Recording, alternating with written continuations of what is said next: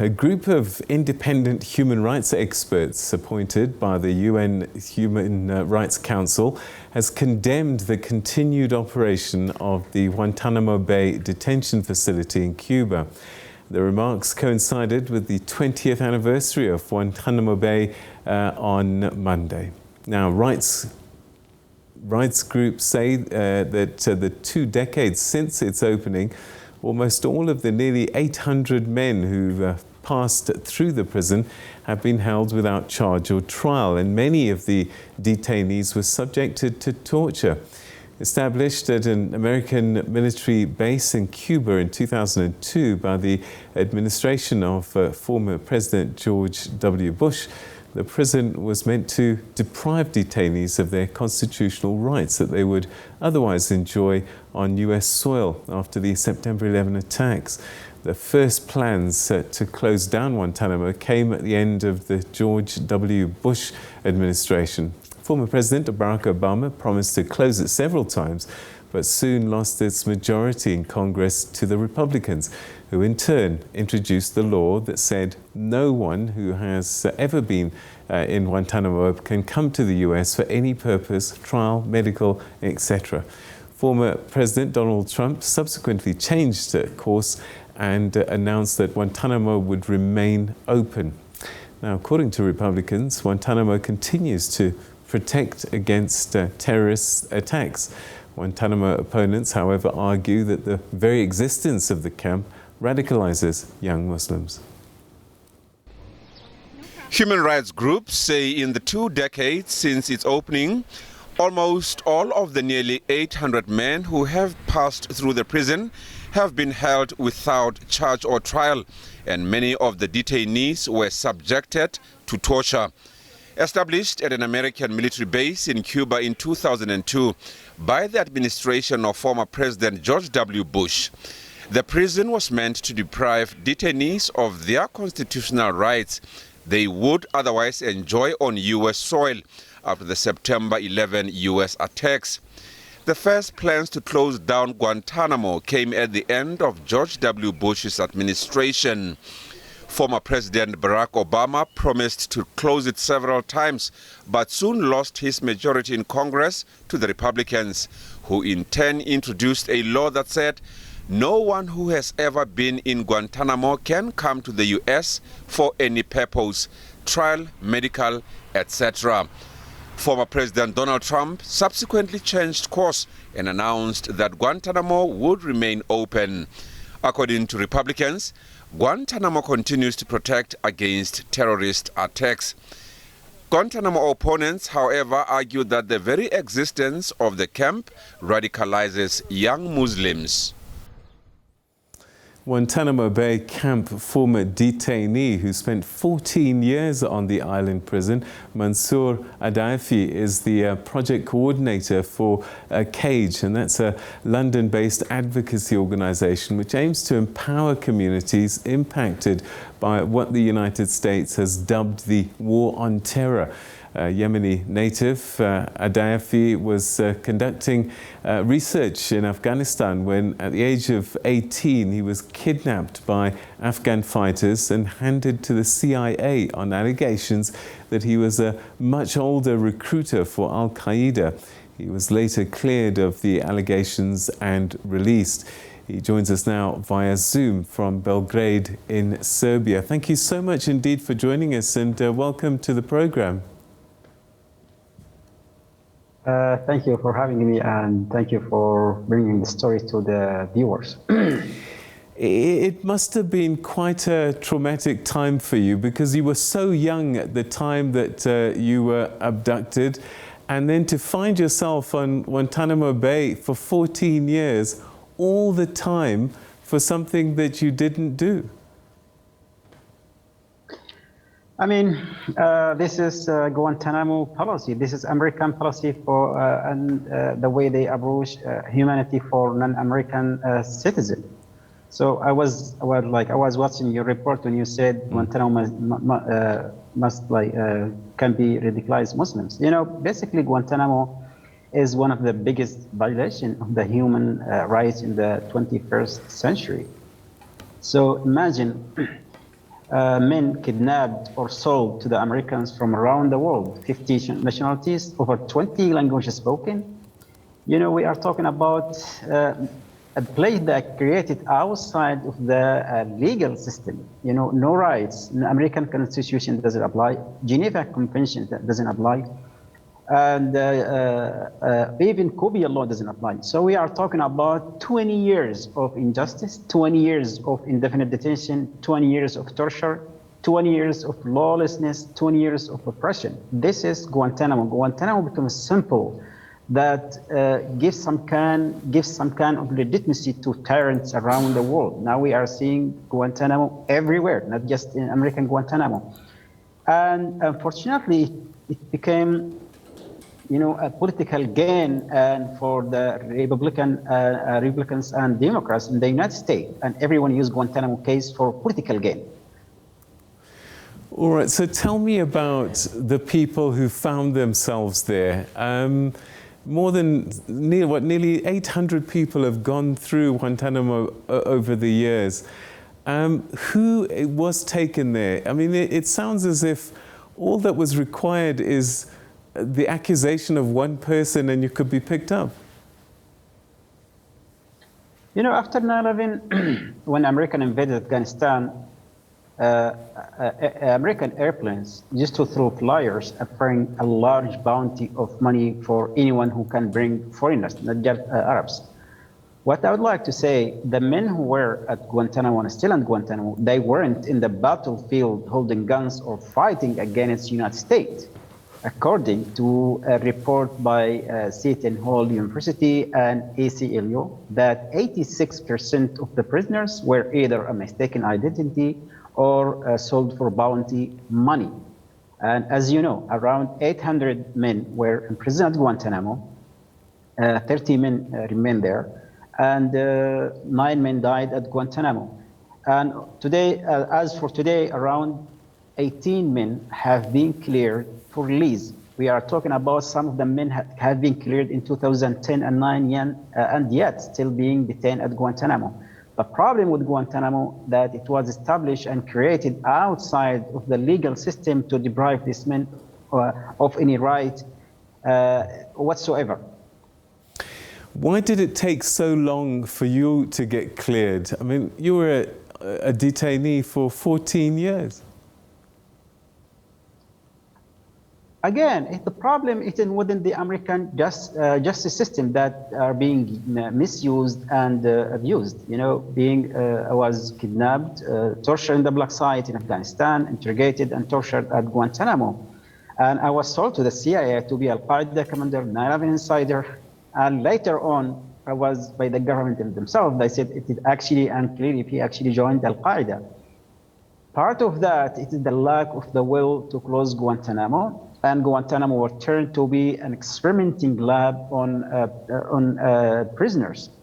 Also, at the same time, if you don't have a nationality, being a European nationality or American nationality, I mean, you are in bad luck, because those prisoners who were from like England or Germany or Sweden or other European nationalities, so they left Guantanamo in 2004 and 5, but the rest of the prisoners, like Yemeni, Afghanis, and Pakistanis, basically they traveled Guantanamo, especially at the Yemeni detainees.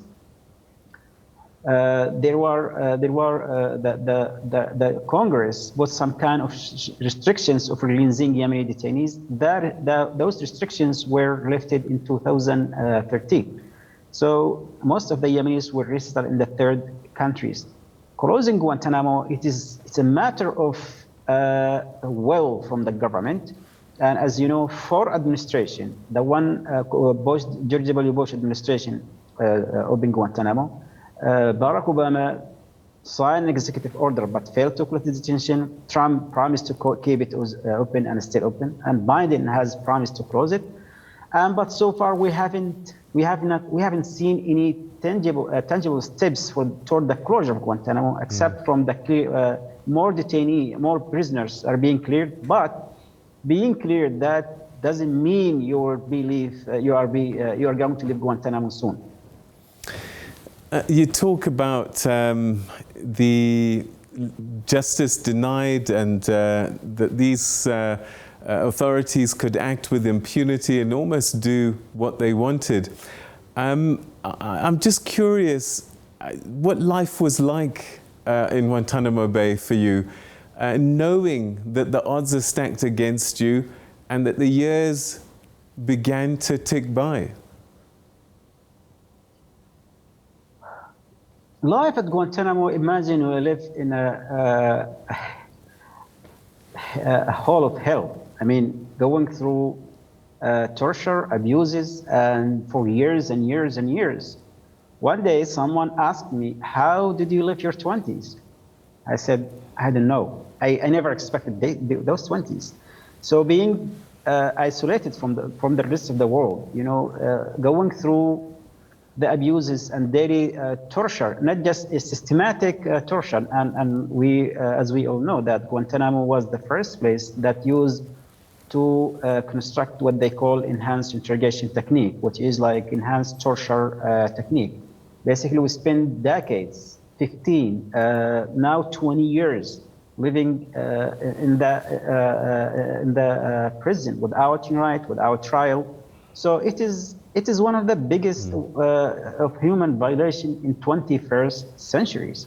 So when you ask, actually they burn our life at Guantanamo in short words. Were these American authorities people in American uniforms that were doing the torturing? Of course. I mean, if you go to the Senate tertiary report, how the torture were conducted in the black site, in Abu Ghraib in Iraq, in Guantanamo and elsewhere. Yes, those were funded, approved, and constructed by American government, by American government. So we know there are like two, at least, psychologists who are involved in developing what they call enhanced interrogation technique or enhanced torture technique.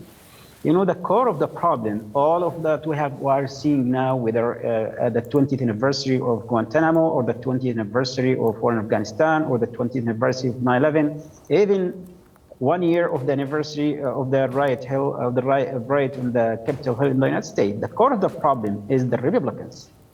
The Republicans are causing problems outside the United States and the United States. If we are looking at the last 20 years, invading Afghanistan, Iraq, Guantanamo, black sites. You know, this is the policy, this is the behavior of the Republicans in the United States.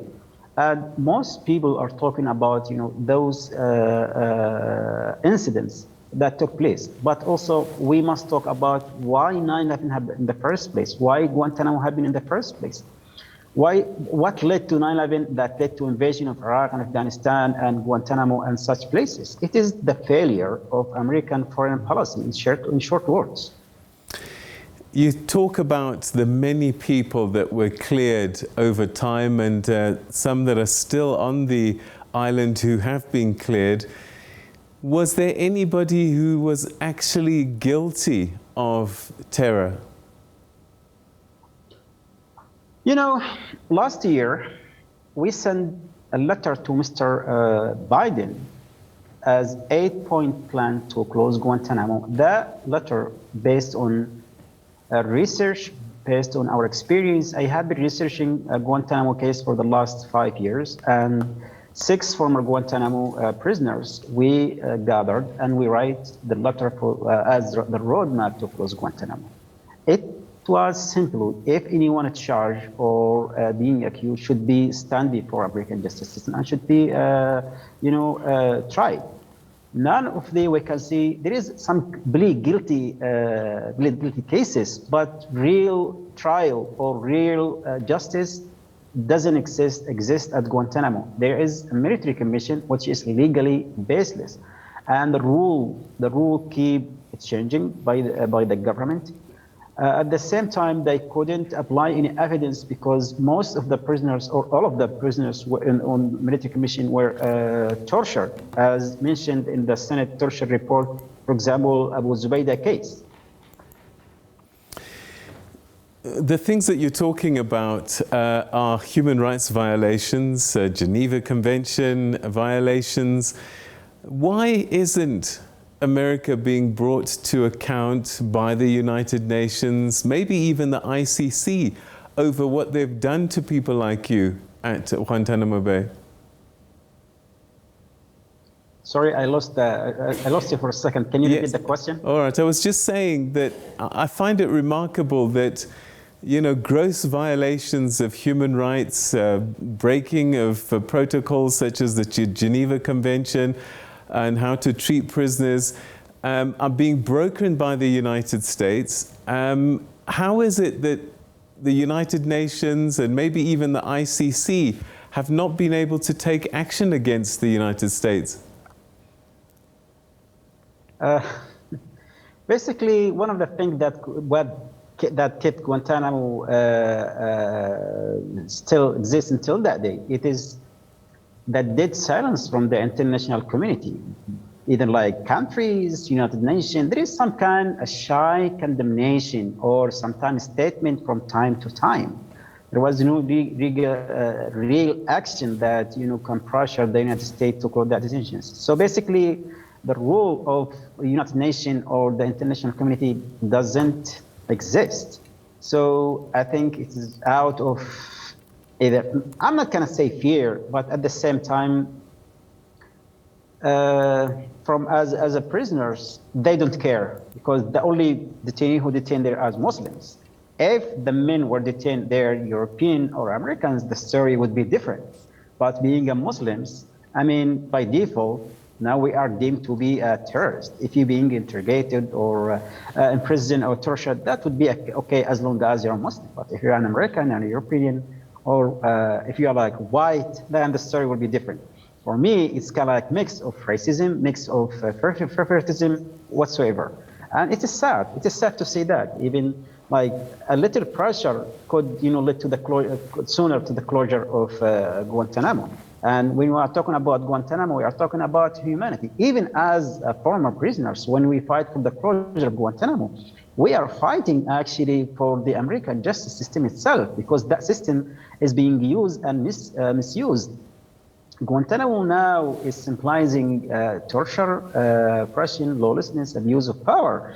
It is supplying indefinite detention. We can see many tyrants around the world. They have their own Guantanamo where innocent men being kidnapped, tortured, abused, and indefinitely detained. And if American can do it and go with it, why not them? I mean, this is the argument, and this is the problem. So we are fighting the idea of Guantanamo. Mansoor, thank you so much indeed for sharing your story with us as we remember, sadly, this anniversary that really is a testimony to, as you say, a silence that really should not be allowed, that Guantanamo Bay has lasted 20 years. But thank you for sharing your powerful story with us. Thank you so much for bringing attention to the story again. See you again next year when Guantanamo is closed. Hopefully. Great. Thank you so much.